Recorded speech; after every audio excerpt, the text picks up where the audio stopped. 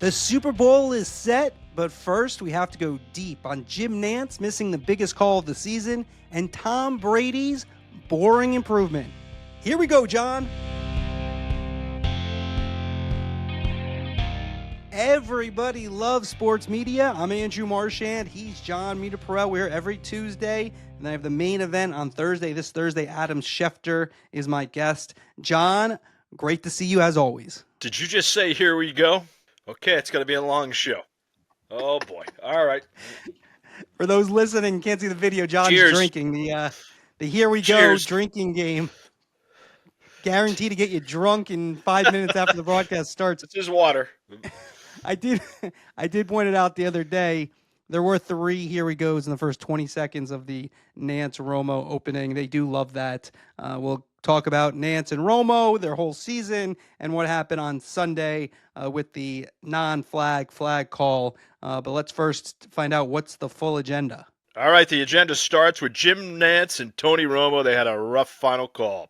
Tom Brady is boring? Is that good enough?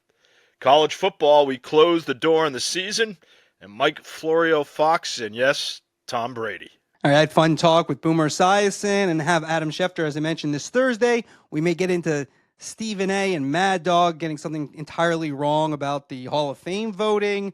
And your questions, including one which I thought was a really good one. If you could start a sports network with one play-by-player, anybody, Meterparel, Joe Buck, Ian Eagle, Jim Nantz, Kevin Burkhardt, who would it be? Well, outside of myself, that's a good question. I like it. We'll get to that in a little bit. We're sponsored by WSC Sports. Your league, your team, your network. Call WSC Sports Magic Crop. It takes a lot of time for editors to create vertical content that fans are used to watching on TikTok, Instagram, etc. Automatically create and publish vertical videos at scale with WSC Sports Magic Crops. It just works like magic, like it says, Magic Crop. Get it? It follows live action, so you always get a perfect piece of content every time.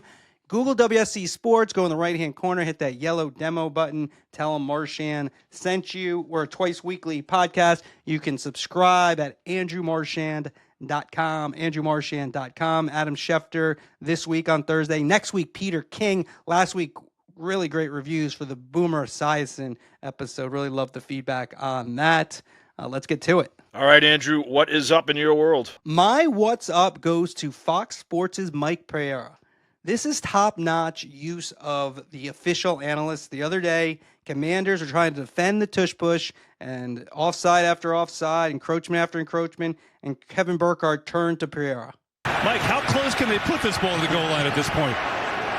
Well, interestingly enough, you got a situation here. If these are deliberate, and you heard Sean Hockley say that it could lead to an unsportsmanlike conduct call, it could also lead to awarding a score if it happens multiple times like this. So we'll hear what Sean has to say. Encroachment, defense number 93.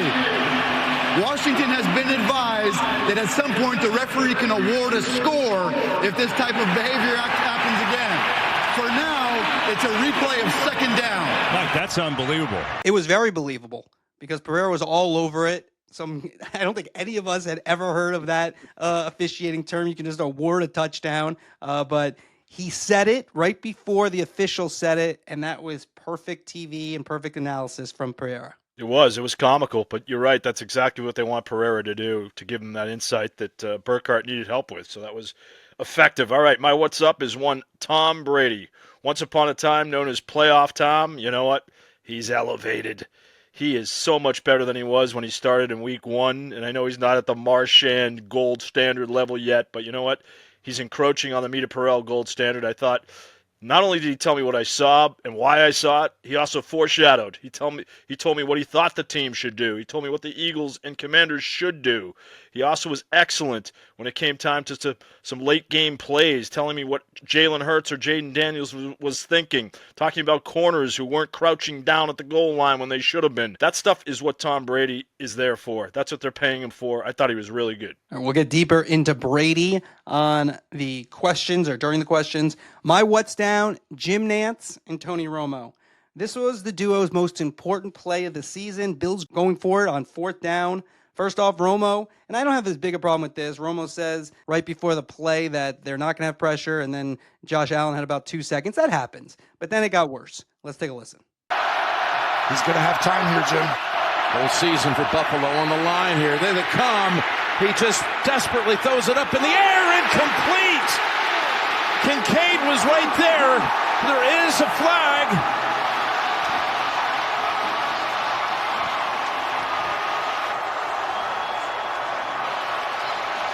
I didn't see a flag thrown there. I'm told there's a flag. I know, but this is Spagnuolo pretended to not blitz. Safeties are back, and he sends a corner blitz. No and flag. It is a terrible mistake because you can't tell us there's a flag when there's not a flag. Nantz said after that someone said it in his ear. Generally speaking, we'll get deeper into this in a moment, but generally speaking, there's somebody on the field looking for flags, then you have a spotter, and then you're ultimately the person who is going to say if there's a flag or not. This is how it works for me. If you're Jim Nantz and you make a great call, you get all the credit. So when there's a mistake made, it can't be somebody on the sideline or your spotter, then Jim Nantz gets the blame for that. And this was a bad one because there's confusion, and then CBS probably freaking out, was late on the replay where you didn't really see that Kincaid really should have made the catch. Problems all around, and that's why Jim Nantz, and to a lesser extent, Tony Romo, gets my what's down for this week. Yeah, Romo didn't help him when he said, no, there's no flag on the play. And that's when the analyst has to help the play-by-play guy, much like play-by-play guys help analysts at times out of certain ruts.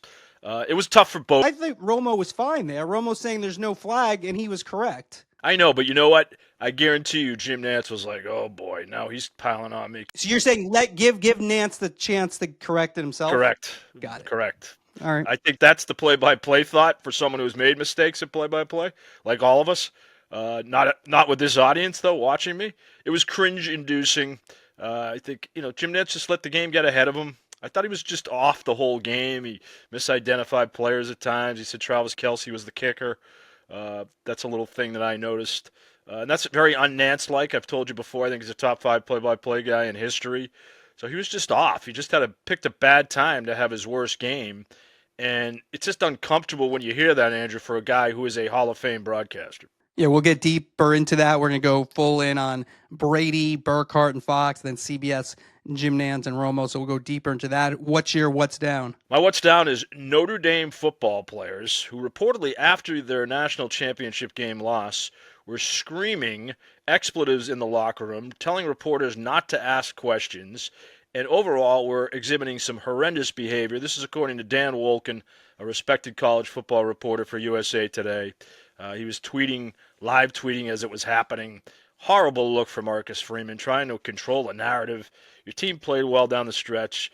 You made it to the national title game. I know it hurts to lose, but you really don't want to answer questions? The media is there to do a job. You've been in the locker room. I've been in the locker room. It's uncomfortable enough to begin with, and that was just a horrendous look for Notre Dame. Yeah, we'll get a little bit more into college football during the questions. Those listening for free, if you want to upgrade and listen to the rest of the podcast, go to andrewmarchand.com, andrewmarchand.com. Adam Schefter on Thursday, Peter King next week. Last week, Boomer Esiason. That's andrewmarchand.com to upgrade.